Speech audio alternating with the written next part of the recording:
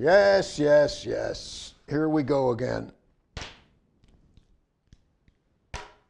Herman Scuttle here, and you are there.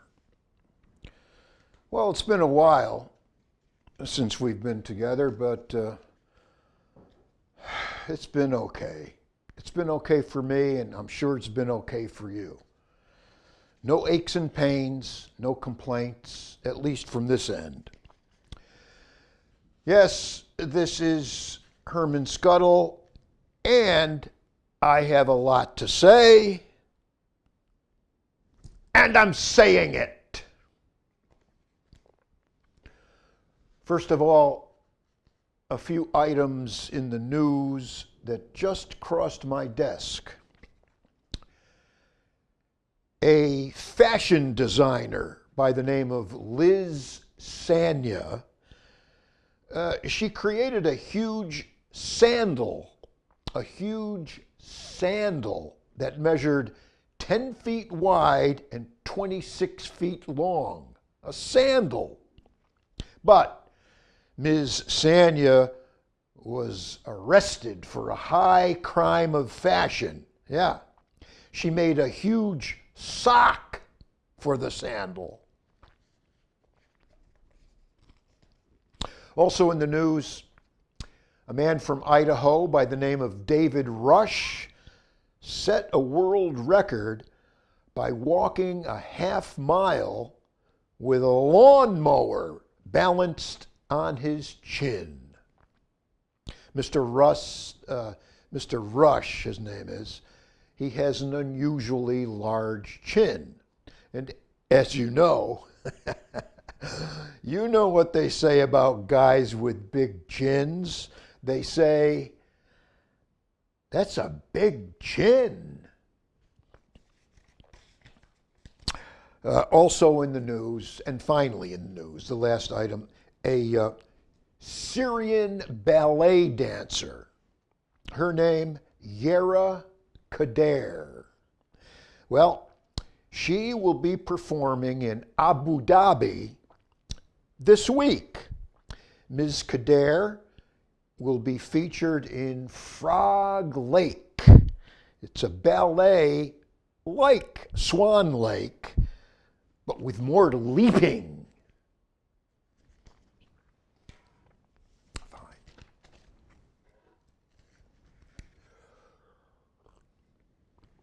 Okay. As I said, I have a lot to say, and I'm saying it. Now, today is day 6 of my personal cleansing campaign. No salt, no sugar, no Cafe Bustelo. And I've been ignoring all news from all news sources. And I'm not leaving any dirty dishes in my sink. The roaches in the sink are looking for crumbs. So I'm training those roaches to go next door and check Big Paul's sink. And maybe even try nesting in the folds of his flesh. I went up on the roof too, and I was practicing Qigong. But damn, it was cold up there. So back in my room, I used a neti pot to clean debris and mucus from my nose. And then I had some meditation. I got down on my knees and I prayed to my higher power, Mr. Rogers. My higher power, Mr. Rogers. Yeah. Yes. Well, later, I will give my shopping list and the keys to my car and my debit card to the crack lady upstairs. Yeah, it might be good for her self-esteem. Yes, day 6, my cleansing campaign. It's going pretty good. I'm disinfecting my diverse infections. I'm aspiring toward a level of pure humility without swagger or hot air. And along the way, it could save the world as an unintended consequence.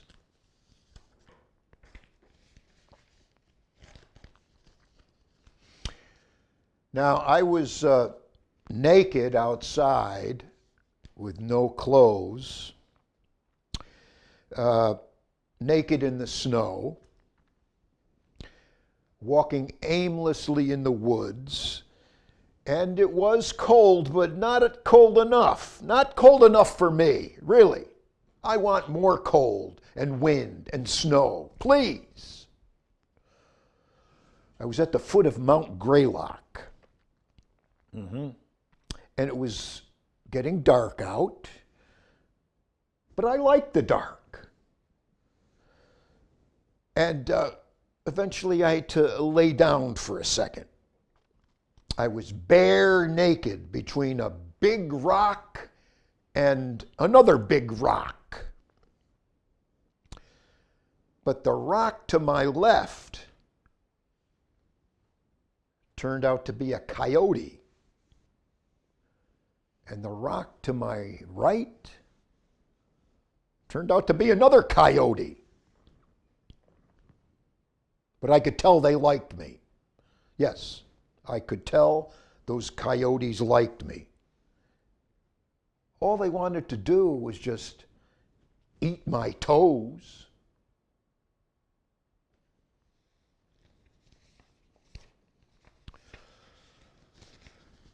Now, being me at this age, right now as we record this, me, Herman Scuttle, I'm 74 years old. And you know what?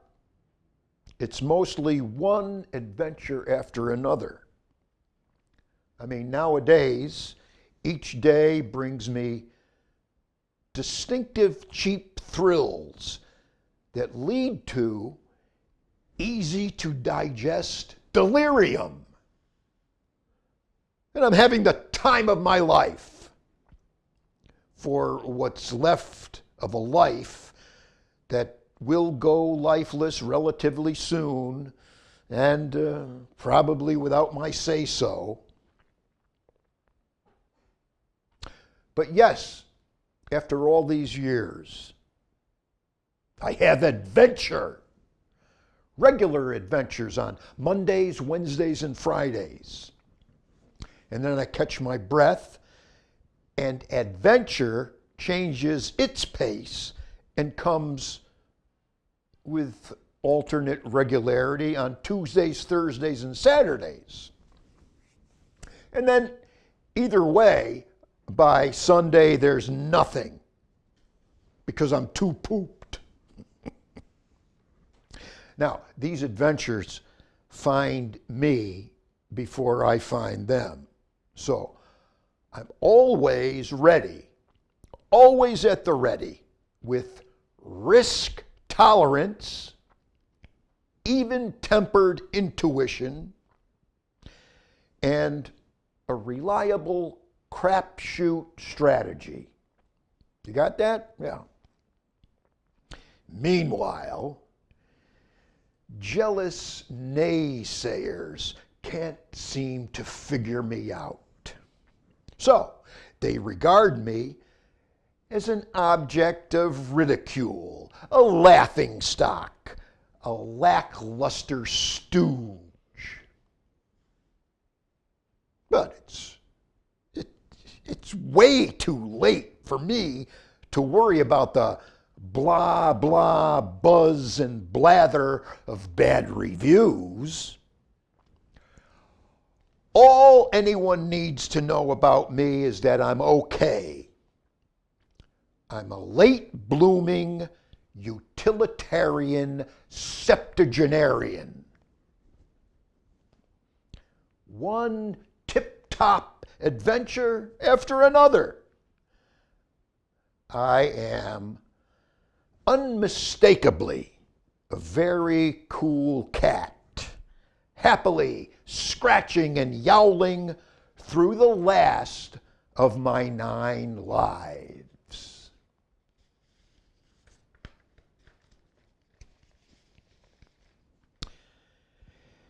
And in addition to all that,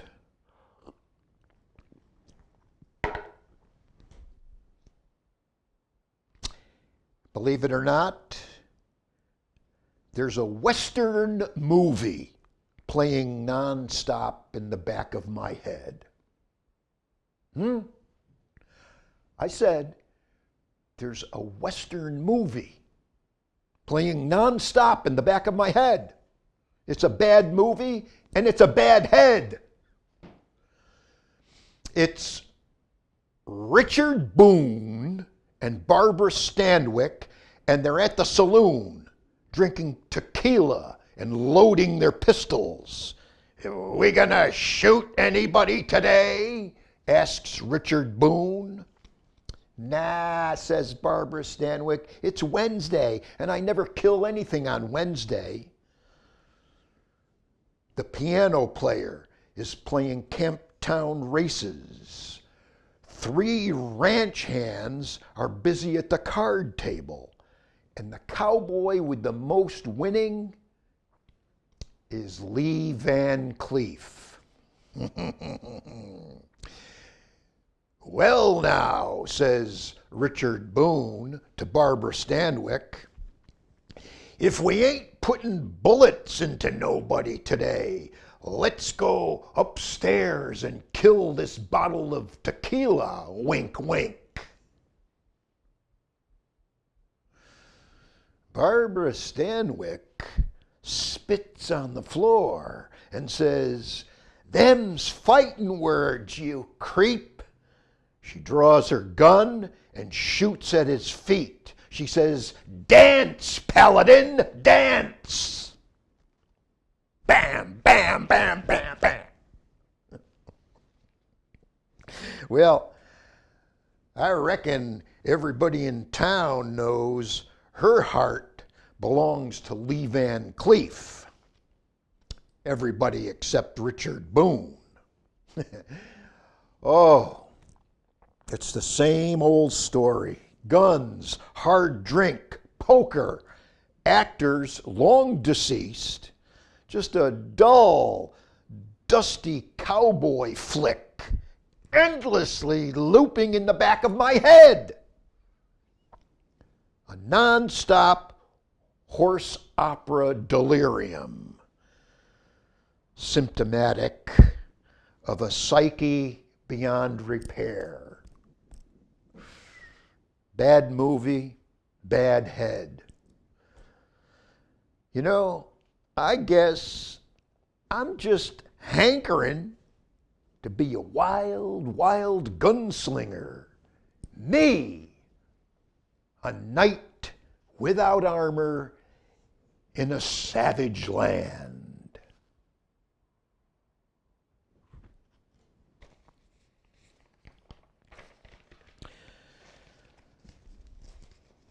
Yes, and may I say,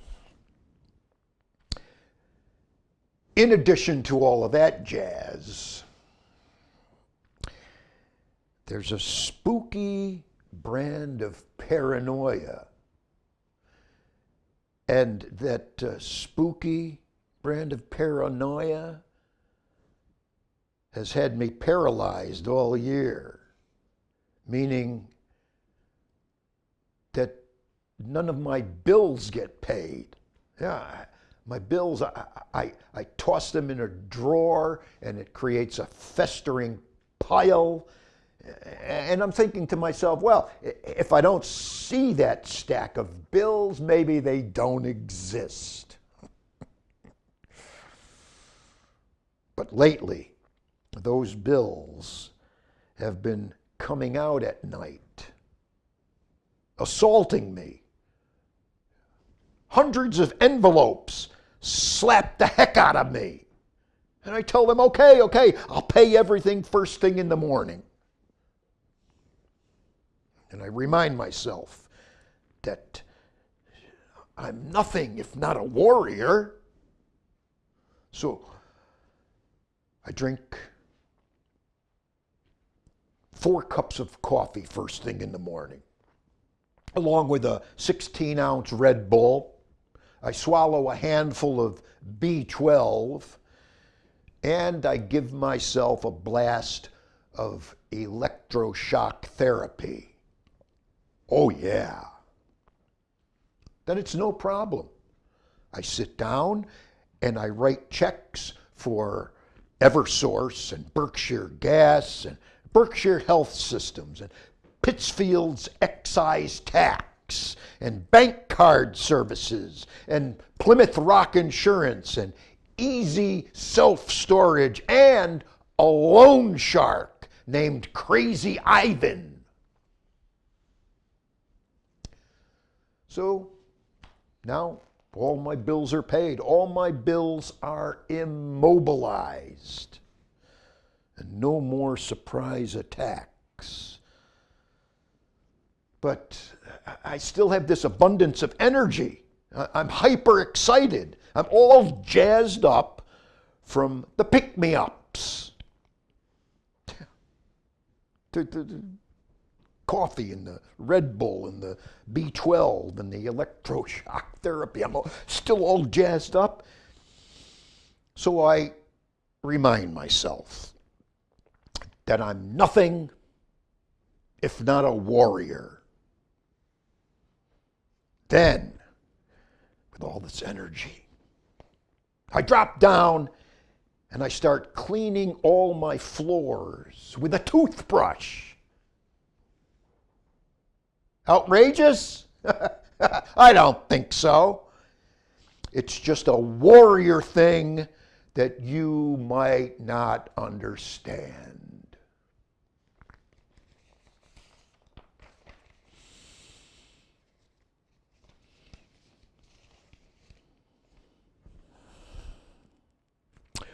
Yes, I know you want me to give you a song like I usually do. Usually when you watch Herman Scuttle comes along with a song. Well, I'm still Herman Scuttle, and I've still got a few songs. I wrote one just for you just last night, and here it is. Gonna stay in the Berkshires, sorry but I can't chase you. I'm gonna stay in the Berkshires, sorry but I can't chase you. Count me out of the running, we both got better things to do.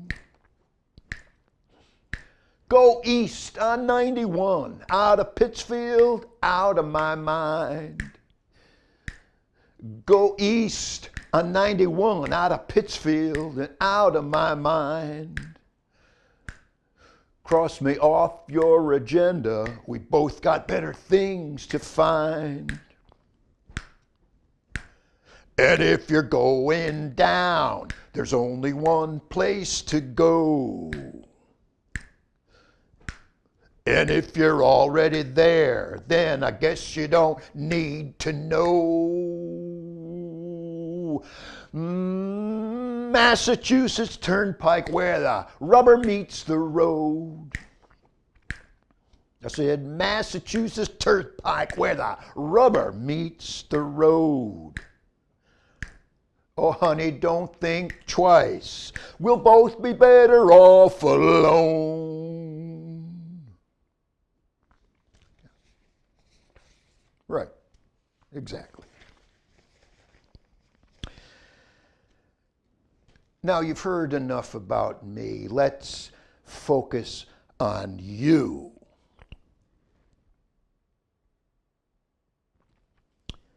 Yes, and what a restless night it was for you last night. Sorry about that. I mean, for you, it wasn't normal. And that's not supposed to happen.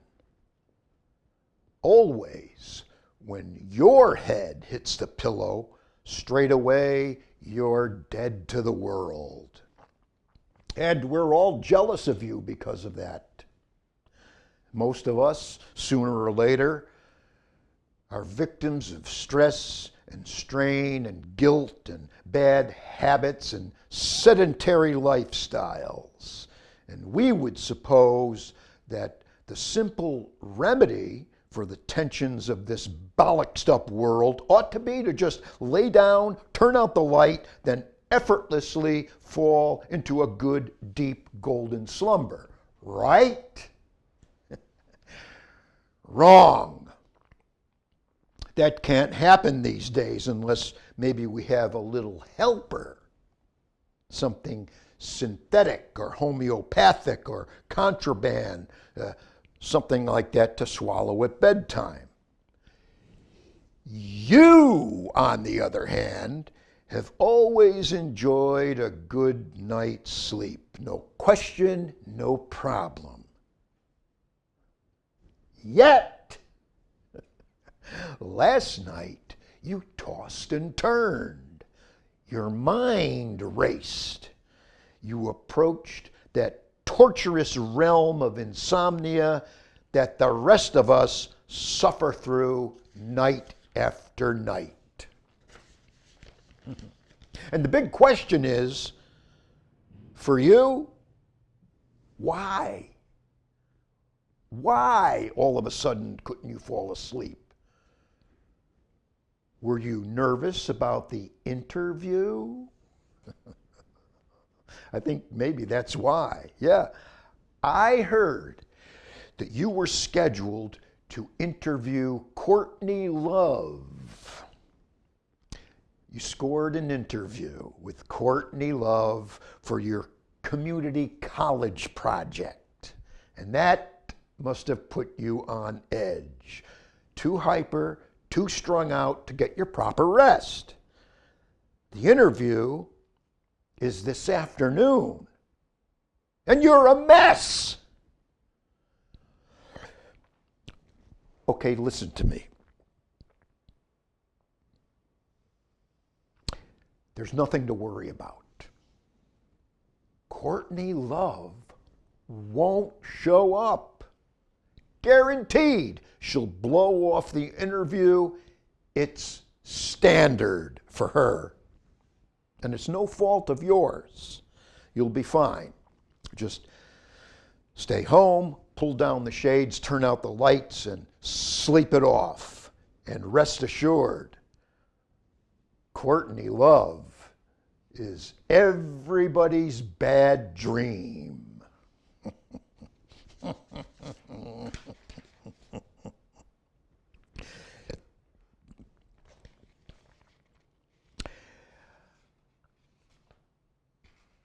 Now, you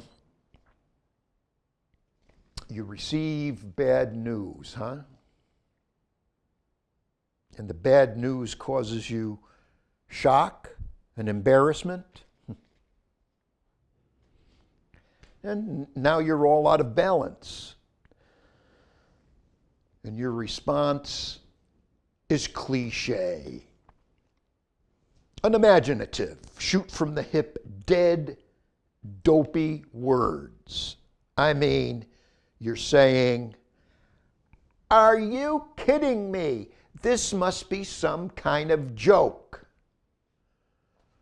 Well, it's all honest to goodness bad news. You are a person of interest in a string of crimes. And you stuffed your crime scene evidence down the garbage disposal. Plus, you've been diagnosed with cancer of the shoulder blades.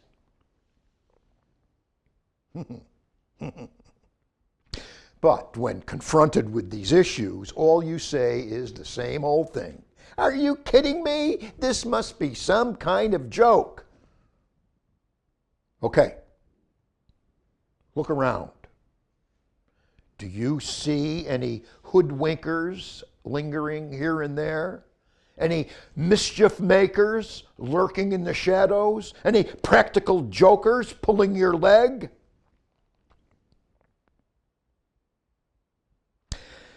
How about if before you get caught being a criminal, you write some original dialogue for the detectives when they come calling? Yes, instead of saying, "Are you kidding me? This must be some kind of joke." No, instead of that, say something like this. "In all due respect, my friends, you are clearly pursuing fake clues that have brought you inaccurately to my doorstep. Logic should inform you that you are precisely inexact in suspecting that I am suspicious. No doubt you've positioned yourself as vultures chasing wild geese." Can you remember that? Can you remember all that? Yeah, hopefully. Yeah, I mean, give that a try with the detectives when the detectives come calling. And you better believe they will come calling. They will be holding self-evident truths to take away your independence. No kidding, no joke.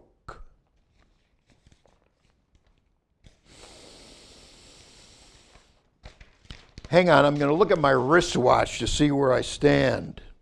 All right. Now,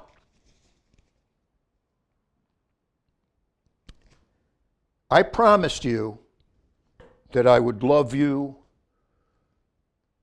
until my bread turned green. Remember? Yeah. I was very hot. I was very squirrely. And now we don't even talk on the phone. Too much misery up and down the perdition turnpike. My strategy for me versus you is staying alone and half dead. Yes, honey, I promised you that I would love you till my bread turned green. And you know what? I checked my bread, and I swear it's still not green. It's just a little chartreuse on the edges. Now, does this mean that maybe we have time for one last romp? Oh, it's been such a pleasure. But it's time for me to go. So long until next time. This is Herman Scuttle saying, so long until next time.